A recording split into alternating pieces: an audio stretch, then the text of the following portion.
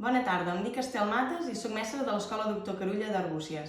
Aquest any curso quart de primària, de cicle mitjà. Us vull presentar una forma més manipulativa de treballar la geometria i utilitzarem un geopla. Construirem a casa un geopla amb materials que podem trobar a casa, o bé amb una caixa de sabates, o bé amb un tros de suro, un tros de fusta que puguem trobar i després xinxetes o bé escuradents. També, si tenim claus, podem utilitzar claus. Sempre amb l'ajuda del pare o la mare si utilitzem claus.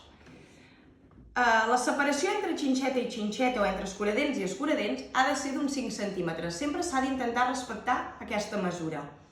I per tal de poder fer les figures geomètriques, utilitzarem llana, fil o algun element similar, algun material que tinguem semblant a la llana, i utilitzarem la mesura de 32 centímetres, sempre i quan haguem fet servir la distància de 5 centímetres entre separació i separació del que ens aguantarà la llana. Utilitzarem, com hem dit, 32 centímetres perquè els 2 centímetres els gastem a l'hora de fer el nus per unir la llana. Intentarem fer unes quantes i començarem. Què podem treballar amb un geopla?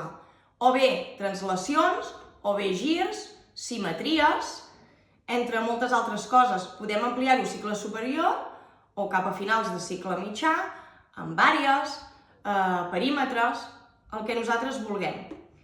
Utilitzarem una figura i, per exemple, farem un triangle.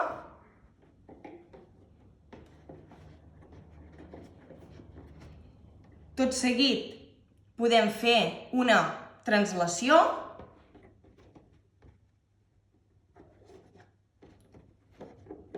Podem fer un gir d'un quart.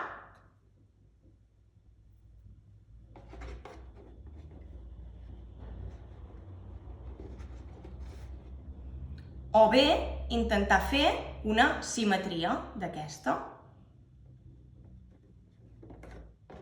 I així podem anar fent diverses figures.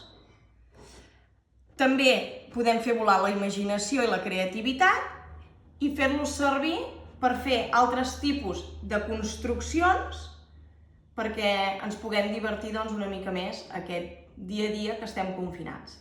Moltes gràcies.